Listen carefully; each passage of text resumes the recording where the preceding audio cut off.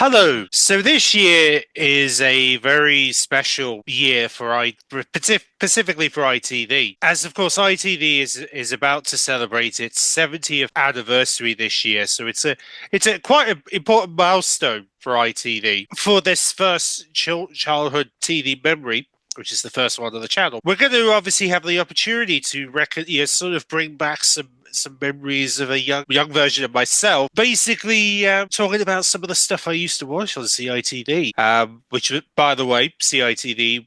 Most, if you're in the UK, you'll know what CITV represents. It's essentially ITV's children's block or channel, depending on whether you watch the block or the channel. Most of us remember it as being a part of the ITV1 channel, having its Pacific block around the afternoon, where I believe it was roughly around 3 p.m.-ish, around that, yeah, roughly around after 3 when they showed it around that time. And it was only on for a couple of hours. It wasn't like a long period. It was only on for maybe, I don't know, 3 hours or something. But yeah, it had an unpopular factor because, I mean, it was also competing with CBBC, obviously BBC's version of children programming, which of course I've seen stuff from there as well. But we're going to focus specifically on CITV because there was quite a lot of programs in the CITV, in the golden age of CITV that I'm sure most will remember and some will wish came back in some fashion for the 70th anniversary. Maybe they might bring it back for re-show it at some point during this anniversary. You never know.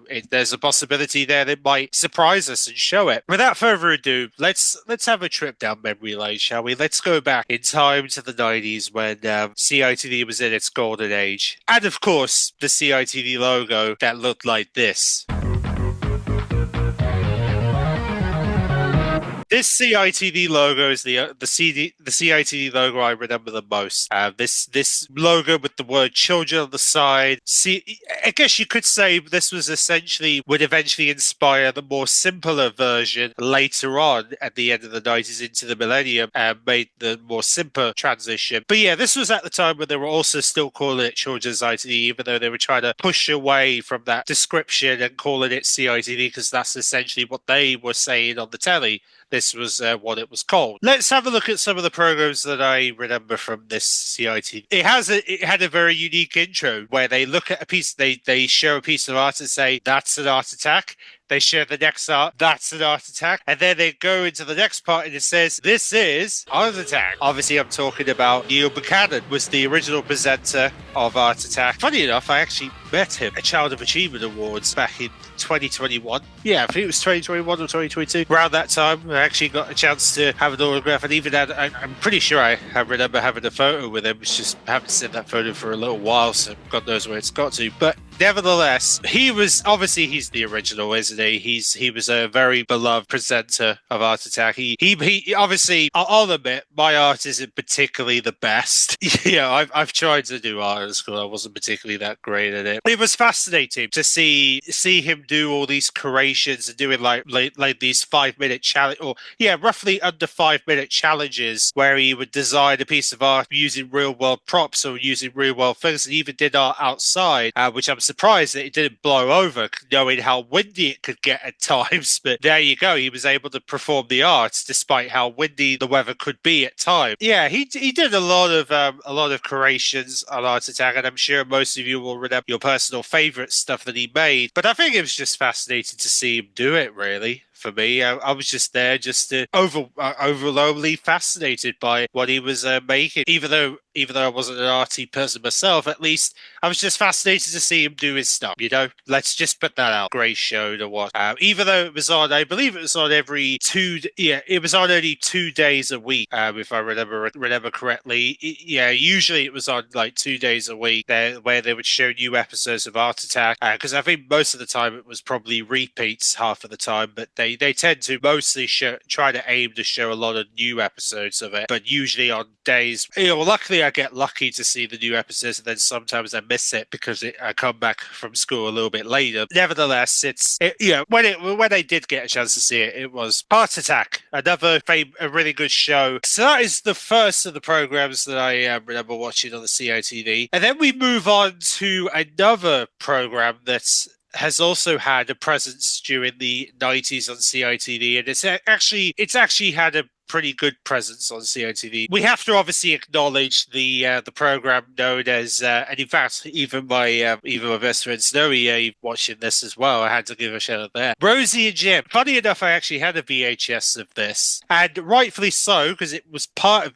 most of it is set in the Midlands, and it would which, funny enough, they actually had an episode of Rosie and Jim. I might as well talk about this before we go into the overall talk about Rosie and Jim. But essentially, there was an episode went to the Maryhill Shopping Centre when Sainsbury's was there. Obviously, I did see online Sainsbury's no longer is there anymore, but they actually used to have an episode where they would have the boat owner actually go to Sainsbury's for shopping, which is kind of funny. He would go to a very busy Maryhill Shopping Centre because, yes, sure, if you've been to Maryhill, you'll know how busy that place is. It's amazing how they actually were filming in there for this kids program. Amazing to think that they would go in there, and obviously I'm well surprised to see it because, well, I've been there quite a few times, so obviously it was very reminiscent to me seeing that on the screen. But yeah, Rosie and Jim are they were mainly the puppets, even though you could mistake it as like this animated series because of the logo and because of the main image, their animated cells as the logo image. But no, they were just puppets, really. And it was mostly the boat owner who took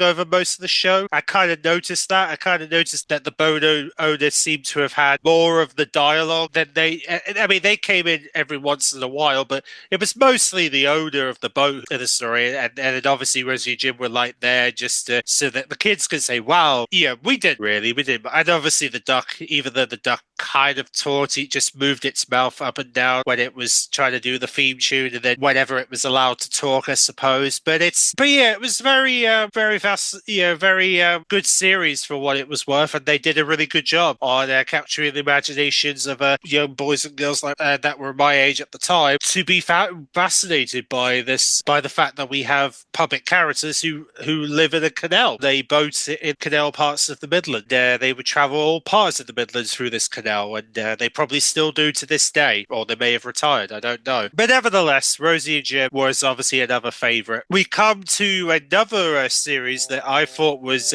somewhat partially remember this, even though the theme tune, I guess it's mainly the theme tune that kind of brings it back a little. But I do remember partially watching the program known as The Riddlers, who I felt at the time, looking at the faces of the puppets, how scary looking they were. Like, it just, especially in a real life setting, because obviously these episodes showed them in a real life setting, like whether it's like catching the train up in the hills. It was very scary to see their faces just pop up, and you're like, oh my god, something's going to attack. Even though this was a kids program, obviously, but they kind of looked a little terrifying with their design, especially as you never know when they're going to show up. That's the sort of element that I didn't know if that was a part of the producer's intent at the time, but I don't know. It just came across that way. Anytime I saw them on the screen, it kind of felt like, were they out to get me? Were they out to like terrorize me every time they would show up? Or is it just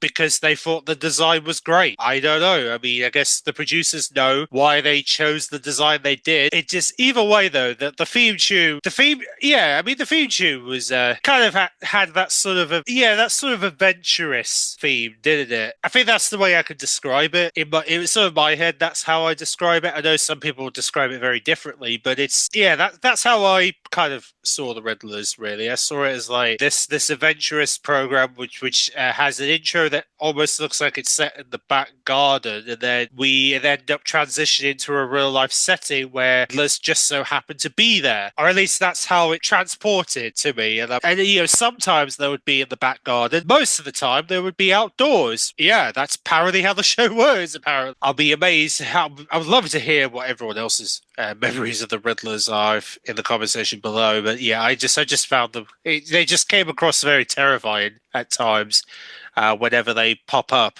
from a corner or something. That's just how I saw it in my head. That is The Riddlers, which was another show that was also had a popularity on CITV at the time. Then we come to another series that obviously we have to acknowledge it because, well, there is YouTube videos out there that do talk about this famous house. Obviously, there's a story there's obviously a recent story to this famous house that is known to, and obviously you probably recognize the house I'm showing you here because, well, it is the house of the famous Tots TV. Yes, Tots TV, another series that was also co-produced by Central, along with the other companies that helped produce this program. It's very fascinating to see, Tots TV, that this cottage house that become very famous with this show ever since even though the characters were puppets, just like Rosie and Jim, but obviously they had different colors. You had the girl who had the orange hair, you had the boy with the green hair. Never quite understood,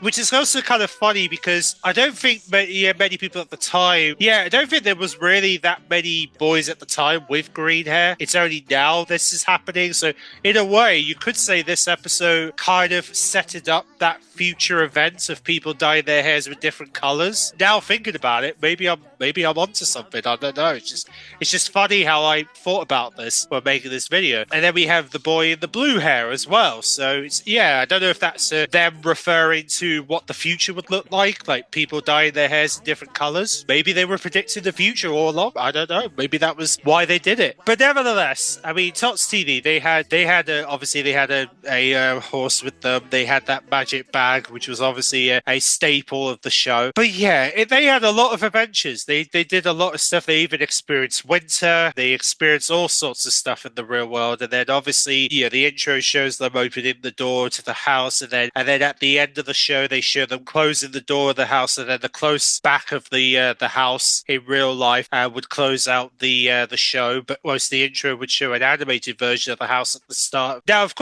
obviously, in terms of the house, we have to obviously talk about the house here because a lot of people obviously wanted to see if the house was still existing a few years ago, and surprisingly enough, there are videos on YouTube. There were some fans of the show, adults who grew up with the show when they were kids, ended up going to the destination, which just so happens to be in Stratford Haven, which is also the same location where the Teletubbies set was built. And in fact, it wasn't even that far of a distance to where the Teletubbies stuff was built, is where they did the whole Tots TV house. And surprisingly enough, they found the location and they saw, obviously, it was deserted because obviously the house was abandoned for a few years after they finished filming Tots TV. I think they only did 2-3 series. They didn't do that many series, so they just did Tots TV. It was really saddened to see to see it slowly rotting away, which was very sad. Even though some of it was intact, the front door was basically just destroyed off, basically just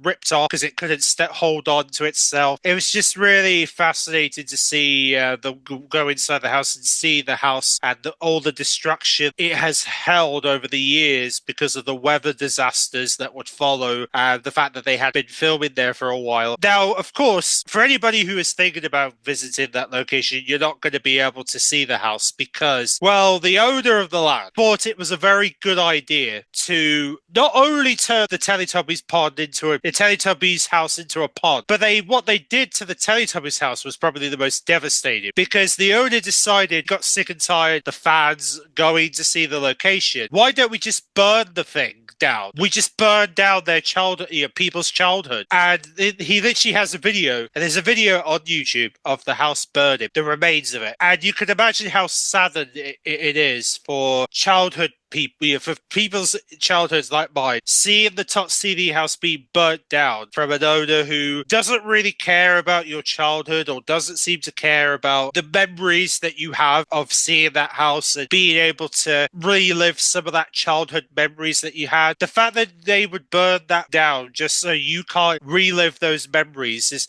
it's just disheartening. It really is. And it disheartens me to even think that they thought this was a good idea. Maybe with written permission, mission to go in the island that would have resolved things. At the same time, like, this is people's childhood. Why would you get rid of a childhood memory that become a big part of people's lives? Like, that's the part that I don't get. Like, why would you get rid of that? Why would you get rid of something that people remember and they want to enjoy remembering? You know what I mean? Like, that doesn't sit well with me. They thought it was okay to do that. I think it was just disgusting, to be honest.